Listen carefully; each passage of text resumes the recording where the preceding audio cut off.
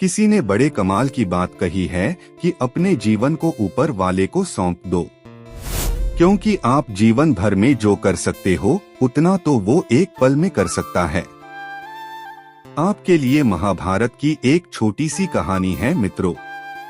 महाभारत के युद्ध प्रारंभ होने से पहले युद्ध भूमि को तैयार किया जा रहा था। कुरुक्षेत्र की भूमि को समतल बनाया जा रहा था, पेड़ों को हटाया जा रहा था। उस युद्ध भूमि का मुआयना करने के लिए एक दिन पहले निरीक्षण करने के लिए भगवान श्री कृष्ण और उनके मित्र धनुर्धर अर्जुन पहुँचे। वो मुआयना कर रहे थे, देख रहे थे तैयारी किस तरीके से चल रही है। तभी एक चिड़िया उड़ती उड़ती आई और भगवान श्री कृष्ण के पास आकर के बोली कि भगवान, मुझसे क्या गलती हो गई, मेरी दुनिया आपने उजाड़ दी। यहाँ युद्ध भूमि को तैयार किया जा रहा है, पेड़ों को गिराया जा रहा है। एक हाथी ने आकर के मेरा पेड़ गिरा दिया। मेरा घोंसला उस पर था, वो घोंसला गिर करके जमीन पर आ गया। उसमें नन्हे नन्हे बच्चे हैं, हमारी जान बचा लीजिए भगवान, अब सब कुछ आपके हवाले है। भगवान श्री कृष्ण ने कहा कि मैं इसमें क्या कर सकता हूँ, मैं तुम्हारी मदद नहीं कर सकता। यह तो नियति का पहिया है, समय का पहिया घूमता चला जाता है, इसमें मैं क्या कर सकता हूँ बताओ। वो चिड़िया रुआंसी होकर के बोली कि भगवान, मुझे बस एक इजाजत दे दीजिए। भगवान ने कहा कि बोलो, क्या पूछना है, क्या इजाजत चाहिए। तो उस चिड़िया ने कहा कि भगवान, मैं आप पर विश्वास तो कर सकती हूँ ना। भगवान ने हाँ भरी।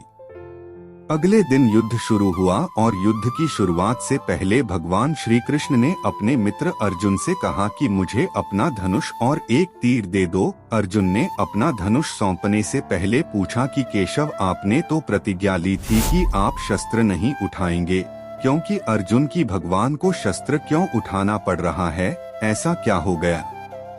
तो भगवान श्री कृष्ण ने कहा कि उस सामने हाथी देख रहे हो, उस हाथी ने उस चिड़िया का घोंसला गिराया, उस पेड़ को नष्ट कर दिया जिस पर उस चिड़िया का घोंसला था।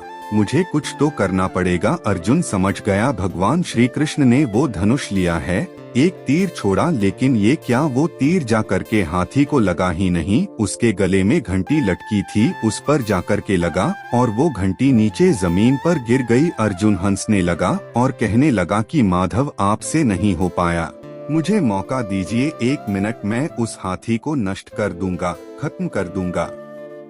भगवान ने कहा कि नहीं, नहीं हो गया, बस इतना काफी था। अर्जुन ने भी ज्यादा सवाल जवाब नहीं किए। 18 दिन तक युद्ध चला और उसके बाद में जब पांडवों की जीत हुई तो एक बार फिर से उस मैदान को साफ किया जा रहा था, क्योंकि काफी युद्ध के बाद में जो नुकसान हुआ था, बहुत सारा सामान गिरा पड़ा था, साफ सफाई चल रही थी। भगवान श्री कृष्ण एक बार फिर से अपने मित्र अर्जुन के साथ में उसी भूमिका करने के लिए निकले और अर्जुन से कहा कि एक काम कीजिए, मेरे रथ से उतरिए और जाकर के नीचे वो जो घंटी रखी है उसको हटा दीजिएगा। अर्जुन चौंक गया कि हमने युद्ध जीत लिया है, हम इतने महान बन चुके हैं और यह मुझे एक घंटी उठाने के लिए, युद्ध भूमि की साफ सफाई करने के लिए कह रहे हैं।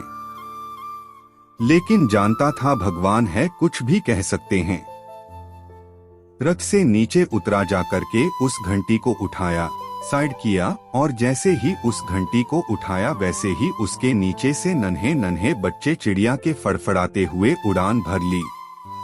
अर्जुन की आंखें नम हो गईं। उस घंटी के नीचे था वो घोंसला उस चिड़िया का जो मदद मांगने आई थी। 18 दिन के युद्ध में वो चिड़िया और उसके बच्चे सुरक्षित रहे, क्योंकि घंटी वहां पर उनका सुरक्षा कवच बनकर आ चुकी थी। चिड़िया ने शुरुआत में सिर्फ ये कहा था कि क्या भगवान, मैं आप पर विश्वास तो कर सकती हो ना, और भगवान ने हाँ भरी थी।